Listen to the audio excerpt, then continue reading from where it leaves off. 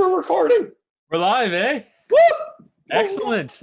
Not live. We're pre-taped live. I mean, Okay. yes. No, we're live, Brad. Well, I better not mess up now. The pressure's on, Kevin. All right. And Lord. I see you got a haircut. Kind of, I guess. Yeah, this summer it got really long. It was like down to here, I think, when it was straightened out. But now with COVID and the barber shops are non-essential. I don't know. Maybe we'll get there again. Nobody's noticed. I swear. Camera is shaking. I'm actually pretty cold. I didn't wear a lot of like base layers into this and just getting rained on and then being like sweaty as well. Just kind of got like one of those cold core chills going on. Not the end of the world. I don't know. There's a couple people in the Ontario Backcountry Canoeing Symposium cheering on my hair during the live comment chat. So. Oh, I'm sorry. I'm sorry. I thought it's got its own fan. Like it's got its own fan club. I swear. And I'm already thinning, so God forbid the day when I actually go bald and I have to do something silly with it instead. Maybe I'll grow a big beard instead. You know. Yeah. Okay, Mr. Hermit, living in the north. All right. All right, it's a Whisky Fireside chat. I see you have a fire in the background. I have my fire in the background. I prefer yours better. In fact, wow, you got a map, you got a Canadian flag, you got portage sign, you got a campsite sign. I'm feeling like I got nothing. But I'm having this tonight. Ooh, nice.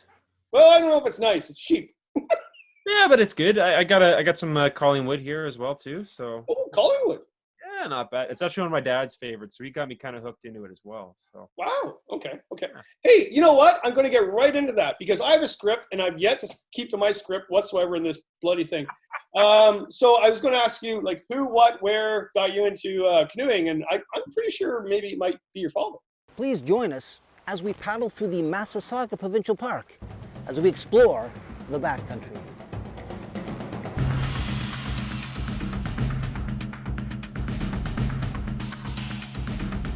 Yeah, well, you hit the nail on the head there.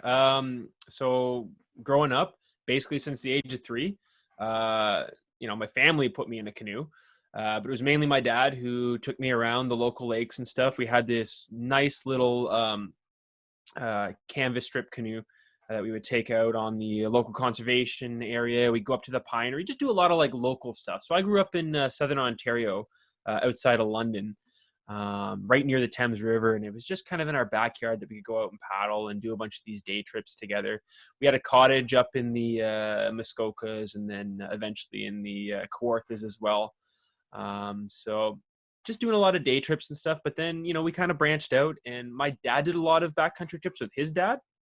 And, unfortunately he passed away before I ever got a chance to meet him, but he kind of kept that father-son tradition alive. And, when I was 10 or 12 years old, he started doing trips with me. We didn't start doing trips like backcountry trips when I was really young. I think, we did a lot more just like general go to national parks, provincial parks, day tripping and stuff, but we still kind of had that father-son connection and bond. But I would recall, because he's a cameraman for CTV, right? So he's got this history of mucking around with video and audio stuff. I got the little Lego train set, put it on the track, it slides back and forth really smoothly.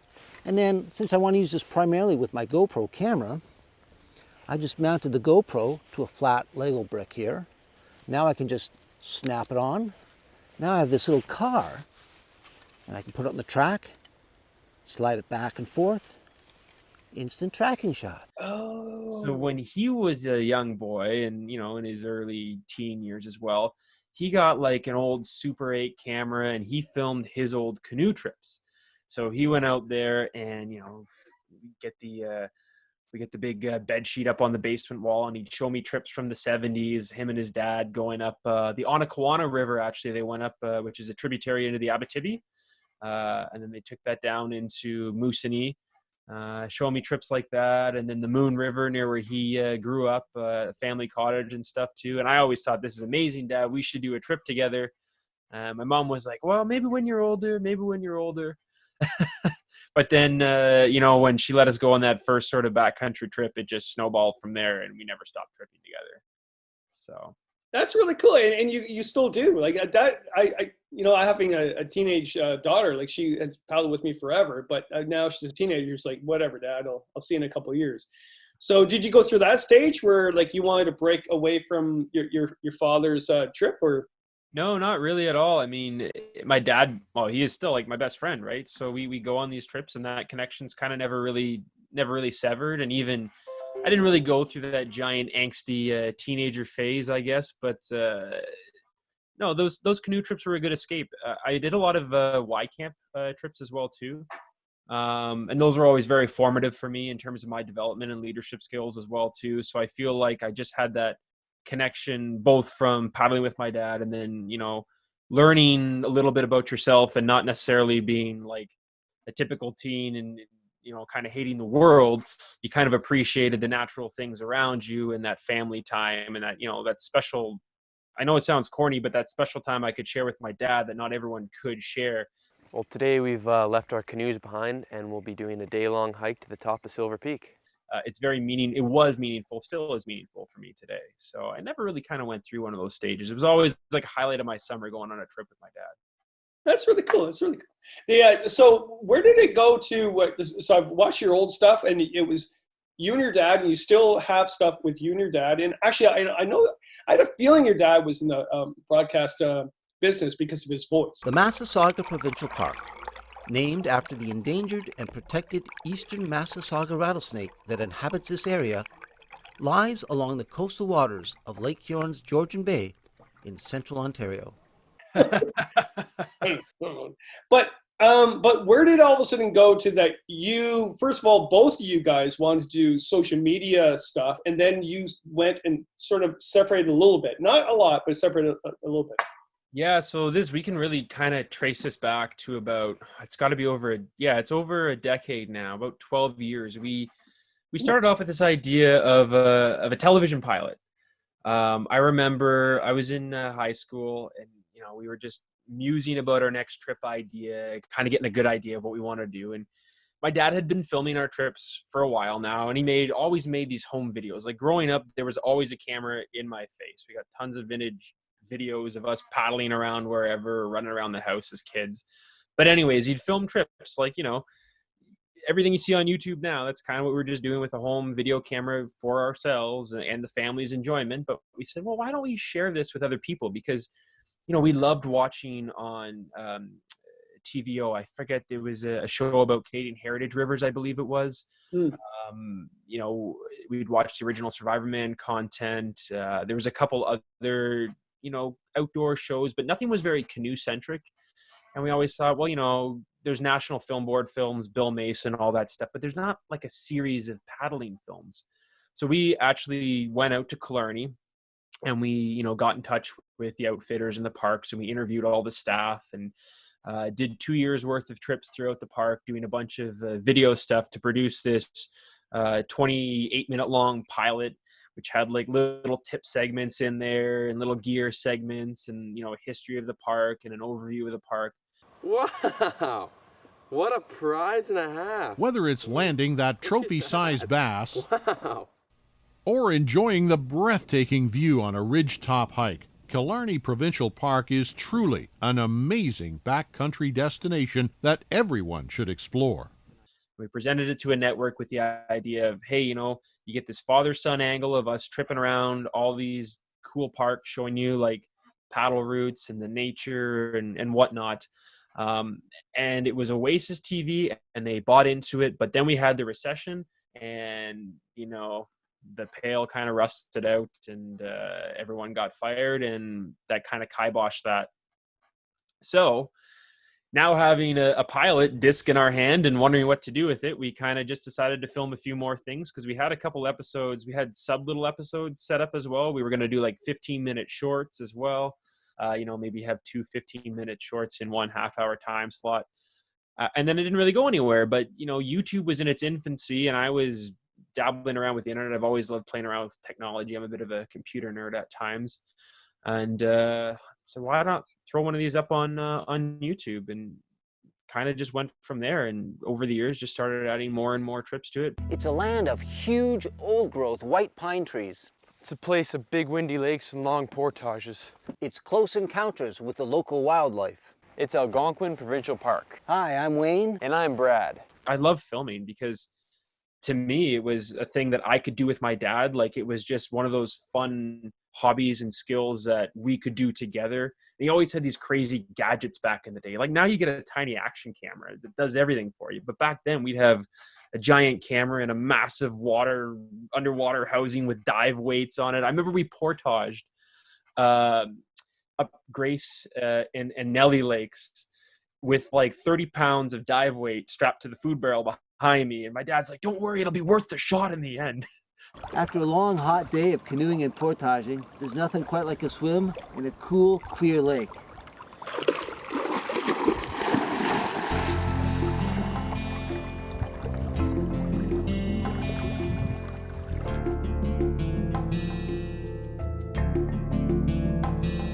Now you can do it with the GoPro.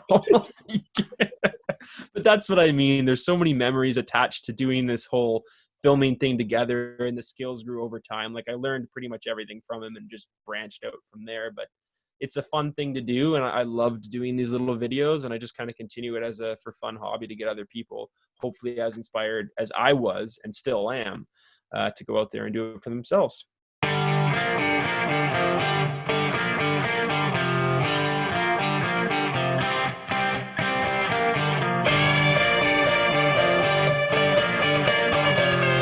Center, left, right, big drop.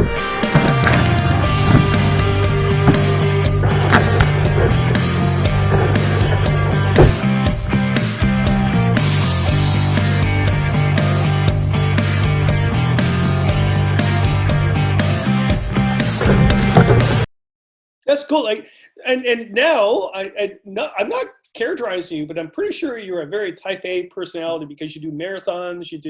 You're obsessive. Like you do. I mean, I guess I can be a bit. just a wee bit. This whole lost canoe thing, you have become obsessed with that. Like, why? Like, why not tell everybody to do normal trips?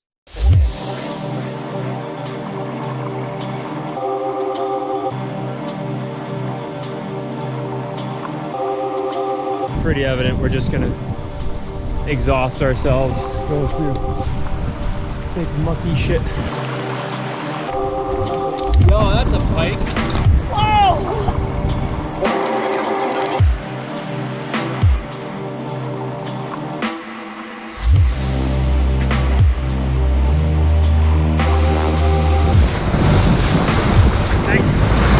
Yeah, buddy!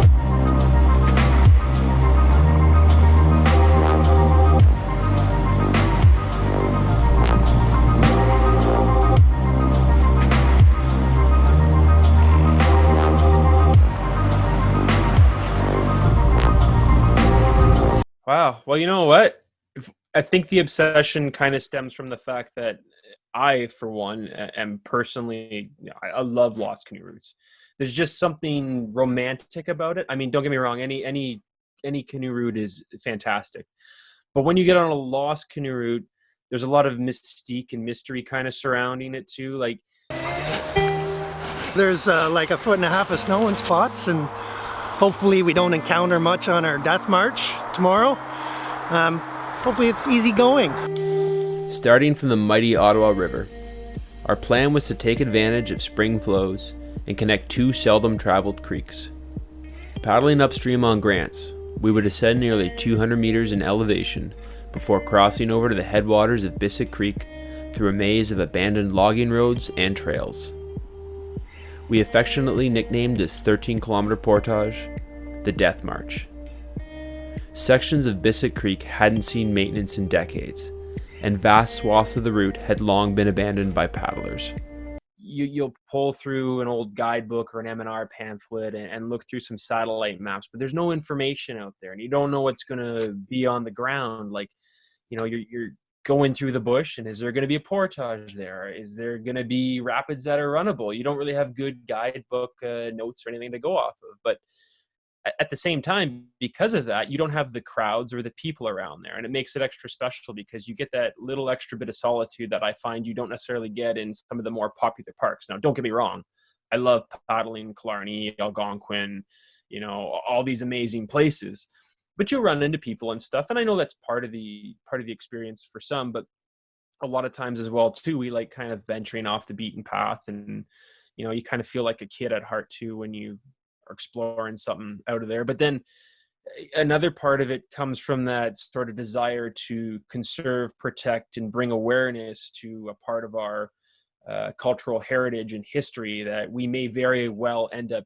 losing. So, if we just went out to all the routes in Algonquin and stuff and, film that, that's great. But at the same time, knowing that there's tens of thousands of kilometers of canoe routes out there in the province that, are falling into a state of disrepair and will potentially be lost forever, it's a bit of a motivator to go out and seek more of those routes out and ensure that other people can enjoy those routes much like we've enjoyed them for the foreseeable future as well too. Roughly 2.5 billion years ago, a great range of mountains sprawled across eastern Canada. Today, the legacy of these ancient peaks is represented by the stunning bluffs and canyons of the Algoma Highlands. These rocks are among the oldest in the world, and over time have worn and weathered to a tiny fraction of their historical size. Today, towering upwards of 100 meters above the water, they're still an impressive sight to behold. So I guess there's a bit of selfishness in there in wanting to escape people, and then also curiosity in finding out what's unknown. I also like a bit of a physical struggle. That's kind of, you alluded to some of the endurance stuff with the type A personality there. But I love romping through the bush, and I love just kind of pushing my limits a bit, because I find when you're pushing yourself in nature, like, everyone's going to get a different experience from nature. And there's no right or wrong answer. It just matters that you're out there experiencing nature in the way that's going to be formative for your own development, right? And for me, sometimes I need that bit of a sufferfest or a struggle to kind of to ground me and connect me with the landscape as well too. There is a stretch of rocky outcrops for about 5K with no landings, and as that wind is really ripping up, probably not the safest idea. If something did happen, there's really no safe landings. It'd be a dash canoe against the shore situation. Heads up. Brace. Heads up again. Yeah.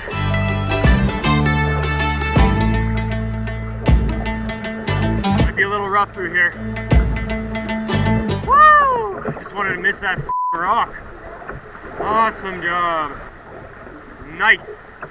Like, you really feel a part of it when you've, kind of battled through bushwhack portages all day and then come out on a gorgeous lake where no one's seen in like 20 years or whatever, and you're the only one there, and there's a loon that surfaces and a moose swimming across the lake, and you catch that walleye for dinner. That's a magical moment that, it makes the struggle worthwhile. So the goal of this trip is to retrace an old route that fell into disuse in the early 90s, and it goes from the Black River here up south of Jean Creek and loops back towards the Frost Center.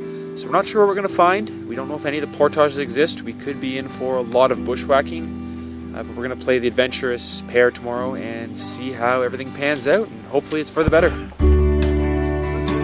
yeah. So has there ever been a time, Brad, where you've done one of those lost routes and you've researched it for months during the winter, you've done the trip, and you're like, have this epiphany, like, wait a minute, the First Nations people never did this trip.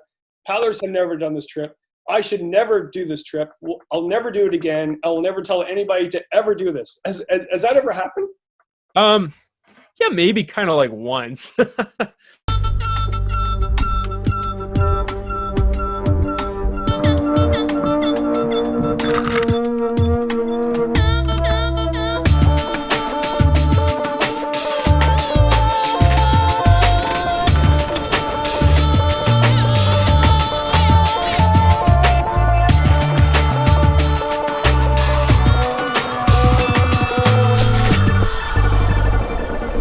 Don't do this route.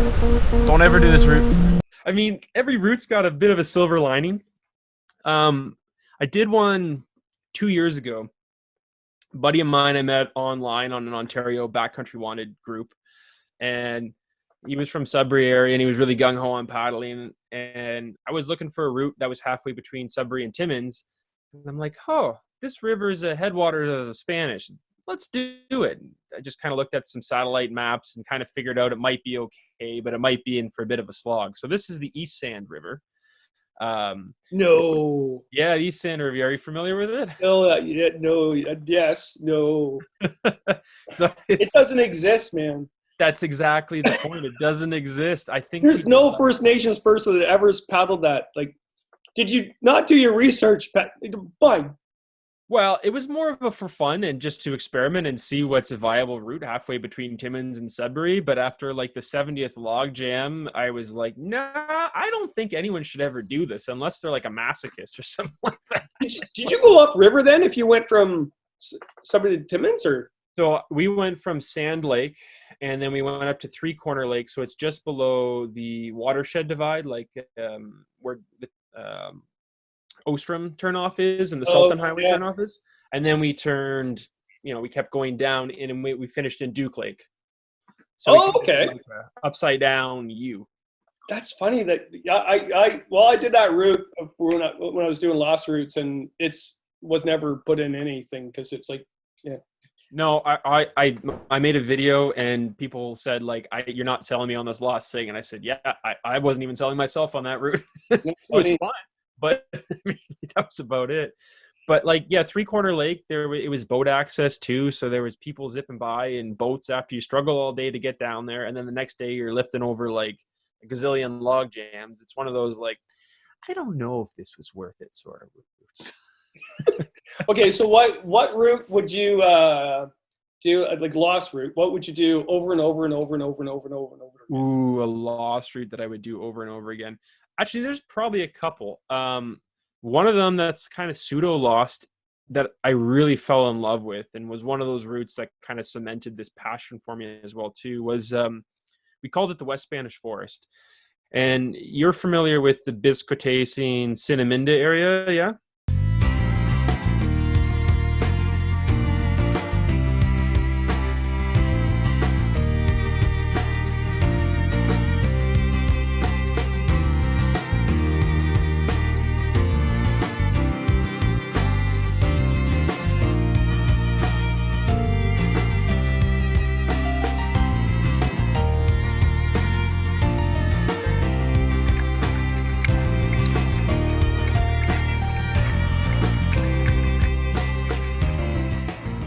About 100 kilometers northwest of the city of Sudbury, bordering the Spanish River watershed, lies an area known as the West Spanish Forest. Yeah. Yeah, so it's just south of there via Mosebong Lake, but you start down in Rushbrook. Like, you had water when you went there? Yeah, we had water. So we started at Rushbrook, Wow. Rushbrook Provincial Park, non-operating, old growth red and white pine, and they're very gorgeous. Oh yeah, gorgeous. Here, stands of old-growth red, white, and jack pine dominate this landscape of rivers, creeks, and long, windy lakes. After carefully poring over internet sites and satellite maps, we have plotted ourselves a route through this remote area in search of wildlife, great fishing, and adventure.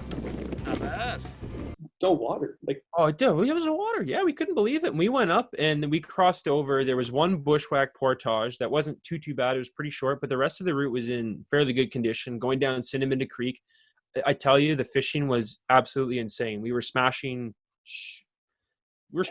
bass like every second cast. And then we did run into one issue. We did the Agnes River, which there was no water, so I recommend not doing that part of the route. Yeah, that turned me back. Well, I didn't turn back, but I've done that 3 times actually. When I was working on canoe routes, and you're right, the scenery is amazing. The forestry in there, the trees are just friggin' awesome. I just couldn't tell people to go there because they'd come back and haunt me, right? So, yeah. But that south part's not too bad because Leah and I did the north part, a loop out of Bisco last summer going kind of south and up in the northern part that you had written about in the guidebook. And that part wasn't as bad, but it wasn't as scenic as the southern part that's going down there. Yeah, I agree. Well, there's a whole conservation reserve in there that hopefully it stays. I mean, and that's really good. I mean, if you promote that area, people will see it and then protect it, right? Is that your whole premise, or is you just want to get away from people? This area is very scenic and there's some huge stands of old-growth white and red pine. But this trip has not been without its challenges. For instance, When it comes to portages, some of the portages have been really overgrown. They haven't been used in a long time.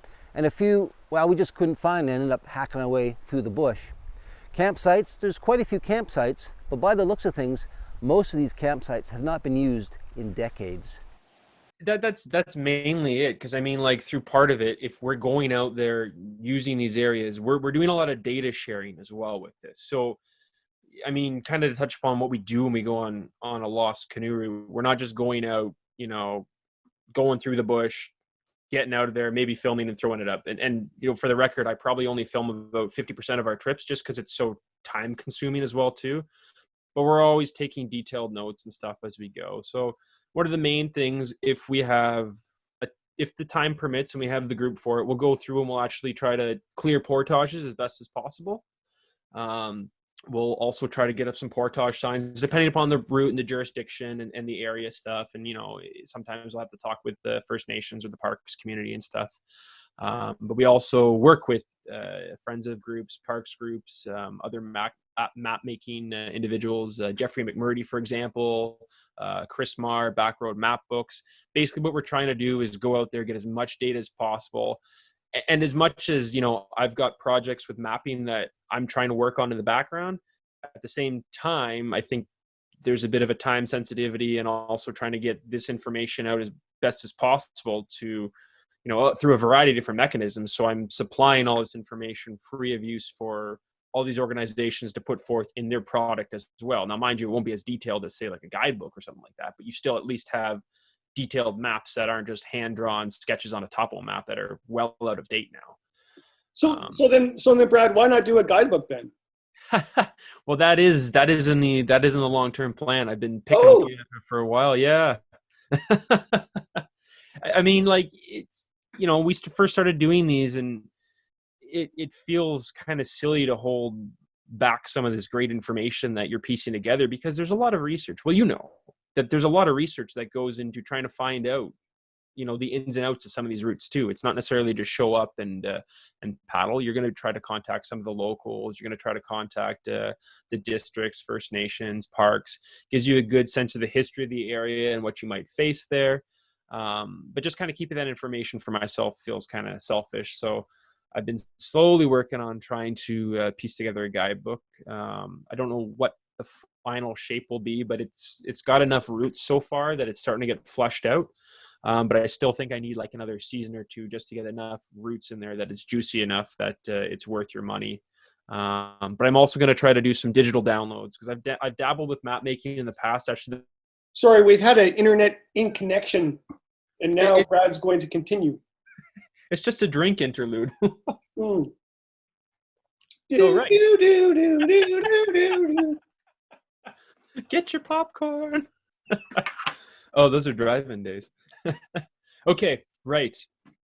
Yeah, so the Queen Elizabeth II Wildlands map. So my father and I, having a cottage kind of in that area, Norland, Ontario, it was always kind of in our back doorstep as a place that we should check out and explore. So we talked to some local paddlers, Jeff McCall, really, really solid, knowledgeable guy who's been through the area for like 50, 60 years.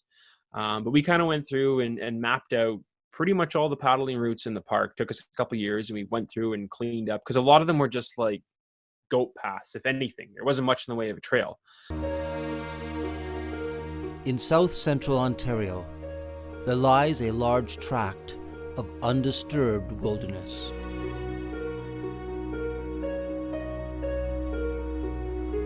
This landscape of wetlands, pine forests, and rocky outcrops is a perfect backdrop for those seeking an adventurous wilderness experience.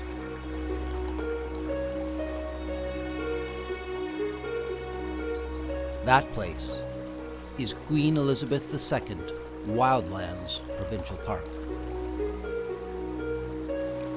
But we tried to, you know, bring some awareness for these routes that might get lost, because the problem was the park it still is non-operating.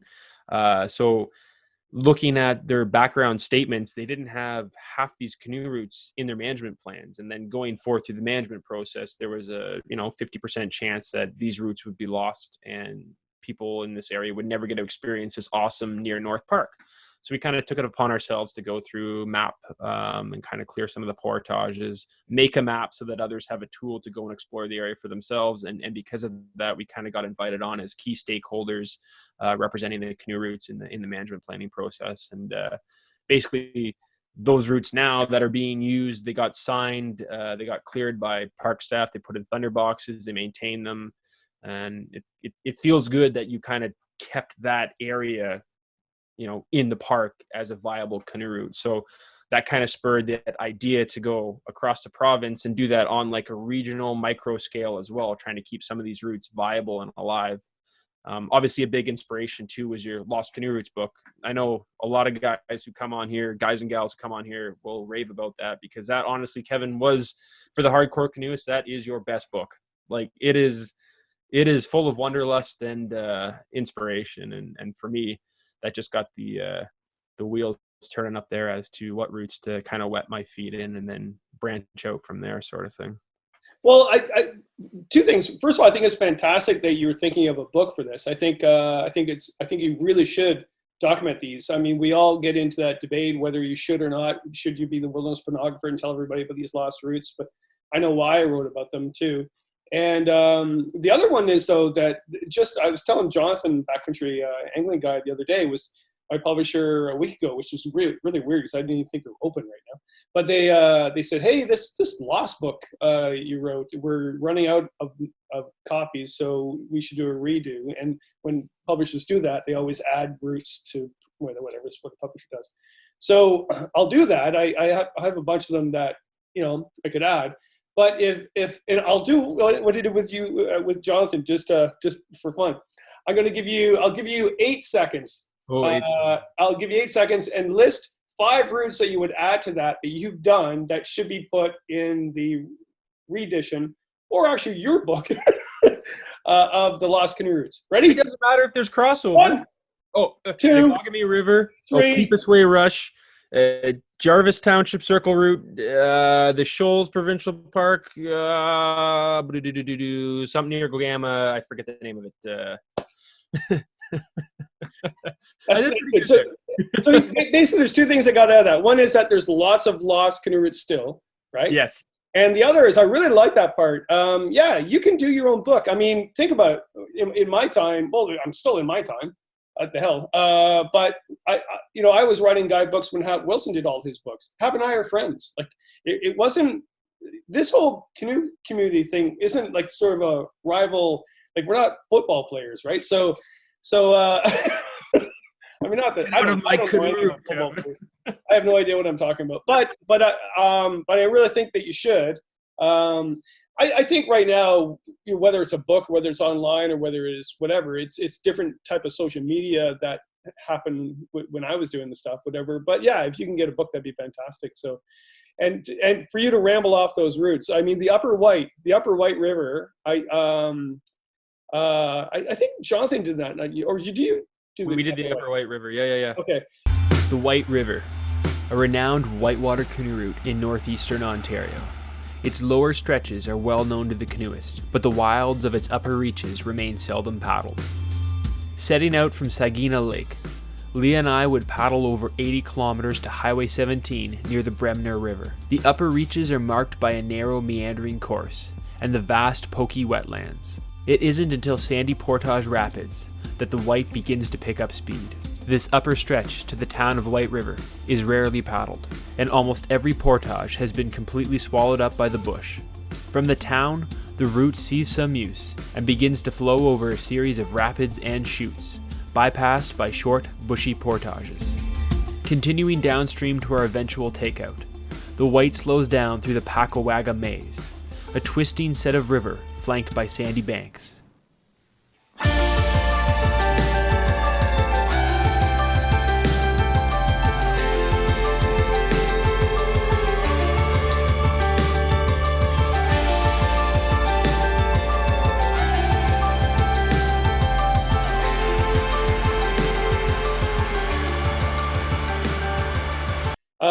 And don't ever let him do the Gravel River. That is a lost route. That should not be documented. It was never in any pamphlets. nobody should ever do it. None of my friends will ever do it again.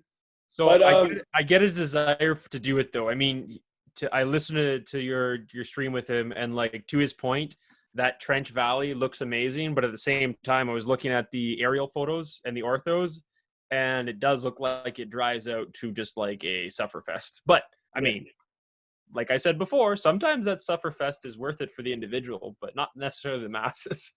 No, but at the same time too, like I'll have Bill Ostrom say he'll never do it again, but what enticed him to do it in the first place, right? It was the same thing. He actually looked at, well, back in the day, his topo maps and aerial photos from the M&R, and he looked at that valley and thinking there was trout, whatever. But yeah.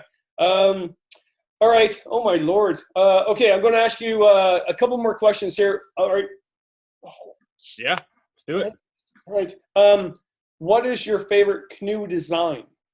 Ooh, I'm a big fan of a Prospector 16, and I know people will have debates about the optimal Prospector length, and it's typically down to that 16, 17, maybe 18, but I'm a big fan of the 16. I feel it's the most versatile canoe you can possibly have because it's an optimal size for 2 people and gear on a lengthy trip, but at the same time, you can easily pilot it as a solo boat. Obviously, the 15 would be, a little more ideal for solo, but having that versatility for 2 folks to pop in, fantastic. And that's our go-to boat. We have a Novacraft Prospector 16.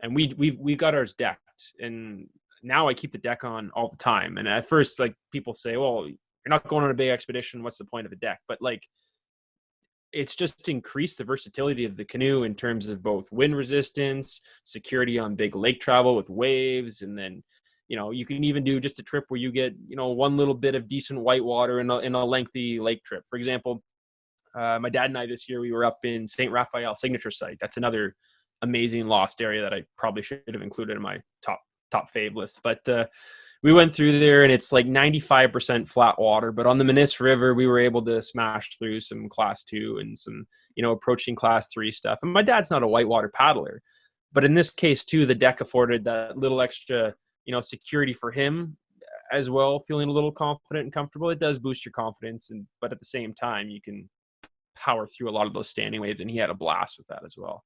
But that trip, really, you got to see all the intricacies of that Prospector 16. That's my go-to boat, and deck just makes it perfect. But Hopefully it's a good, clean run, and we're going to have a lot of fun on this one. Let's rock and roll, dude. Here we go. Fuck yeah.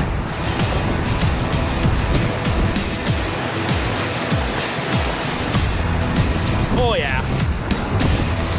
Oh yeah.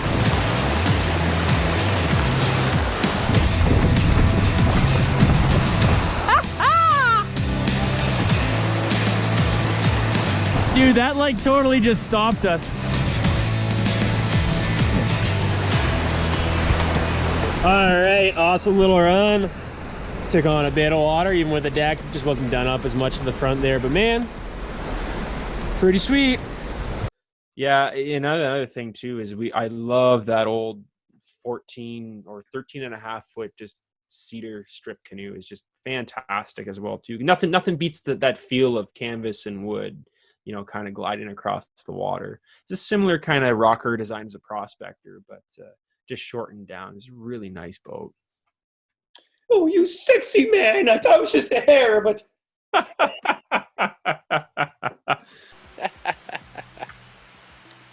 Now, you talk about people you paddle with, your dad, but also I do know there was a significant female that has been paddling with you for a while. So Brad and I really like to have a couple beverages while we're out canoeing after a long day. And on long trips like the one that we're on right now, which is about 10 days, it's kind of hard to lug around beer and wine for the duration of the entire trip.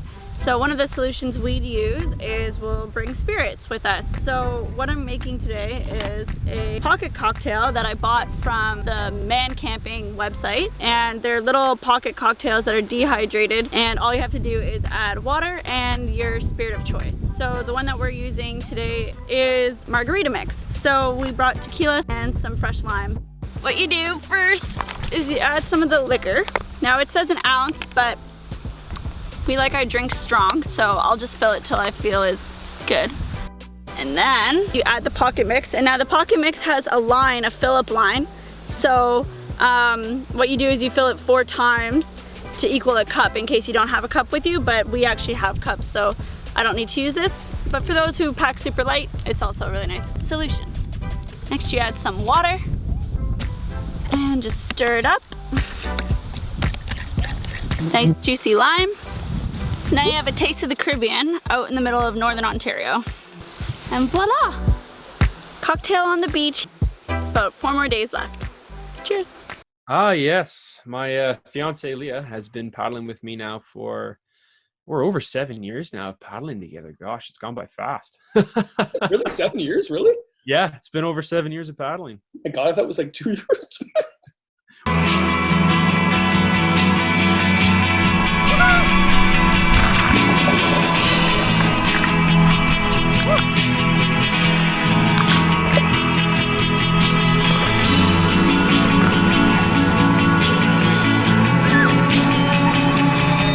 We're getting married this October now too. Wow, good. Yeah. Good. If everything goes well, we're supposed to be doing it down on the French River as well, with some canoes incorporated into there. So, Oh, really cool.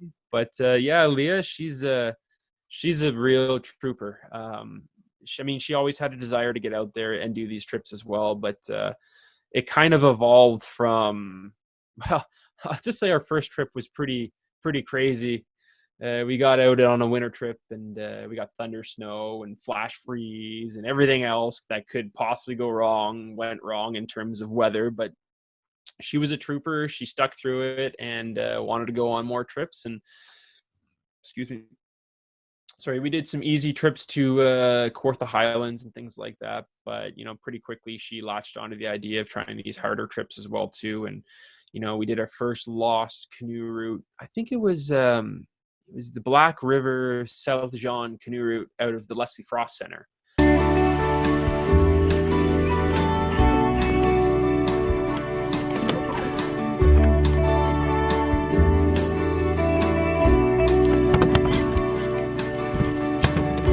So just bushwhacked the rest of the portages on South Jean Creek. They weren't that long.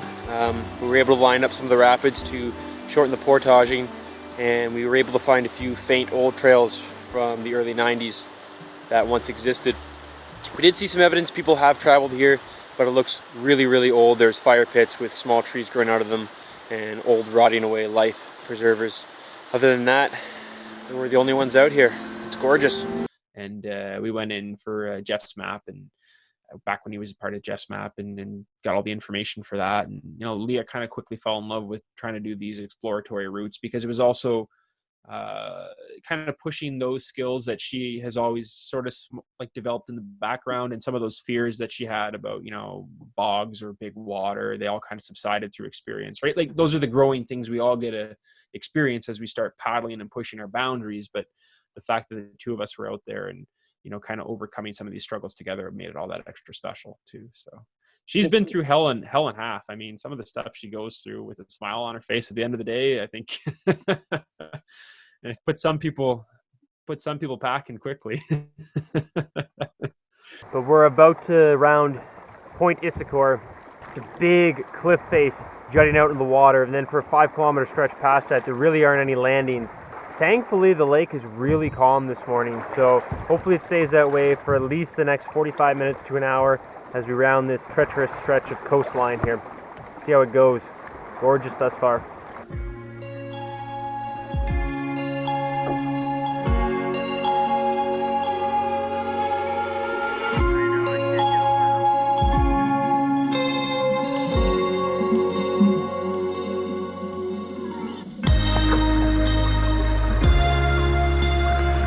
Glad it's calm today so we can actually look at it and stuff too. something else though.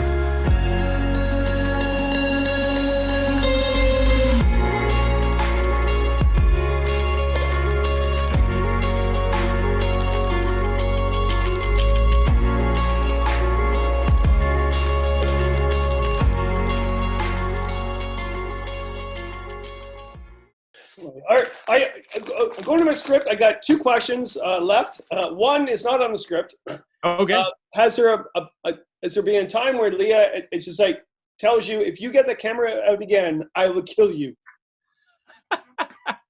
Not necessarily verbally to my face, but I mean, Just a look. Yeah, I get the look a couple times.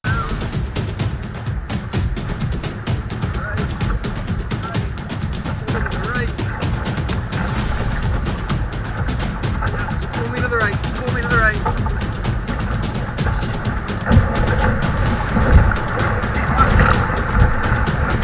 Yeah. Here it goes.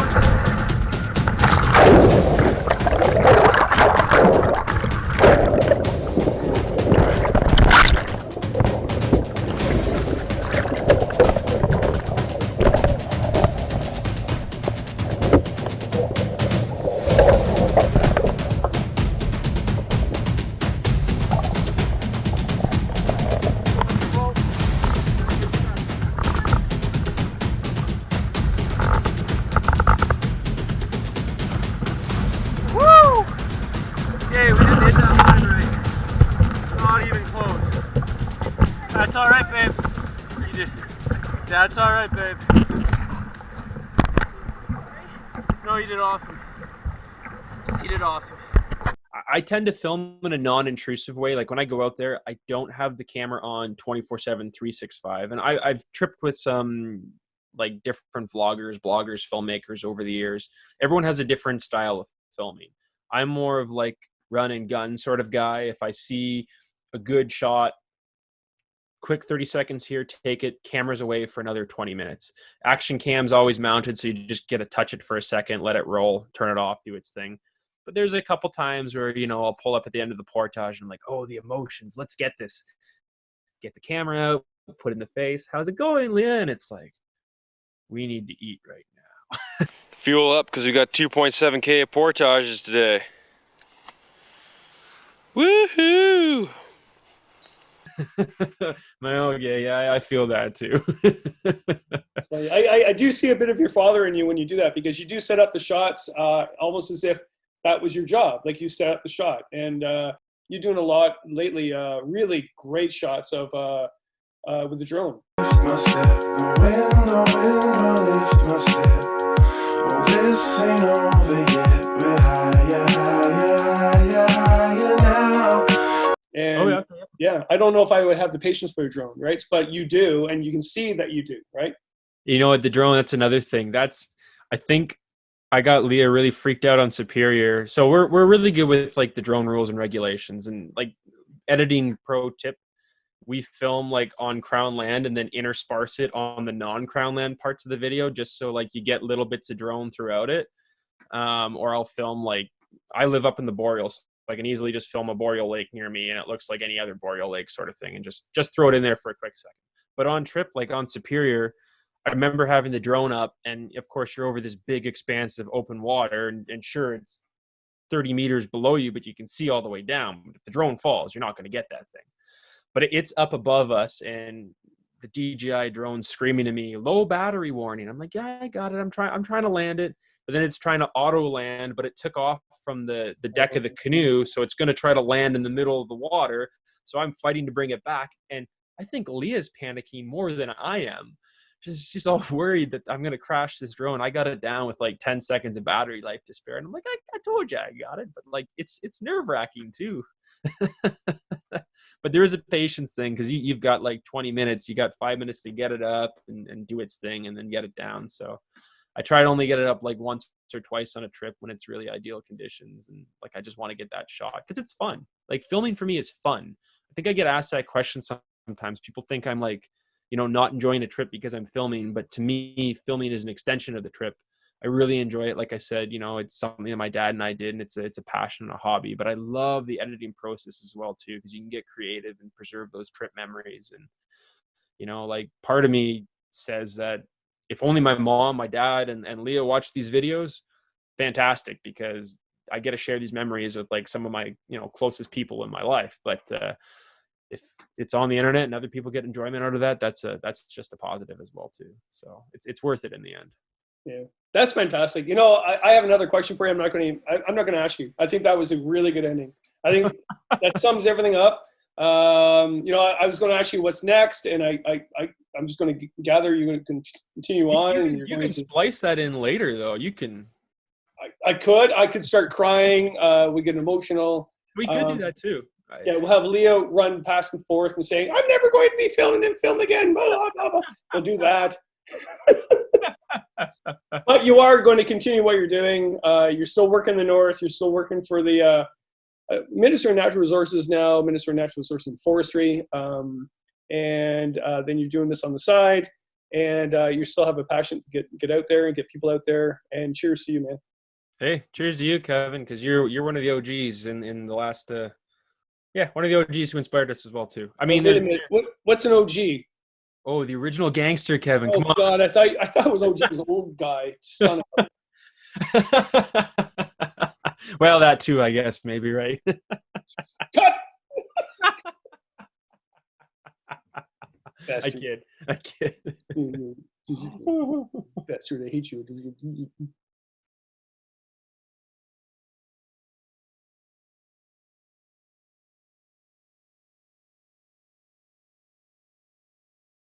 I drink whiskey because I like the taste. You think it's bitter, but I think it's great. I also drink whiskey and we smoke cigars. Don't believe me? Smell our cars. We're real men, and we like sports. If you say we're not, then we'll see you in court. I'm team captain and I choose you. I'm the other team captain and I choose you too. We steal the ball, we're off to the races. Then scare the other team with our mad dog faces like what?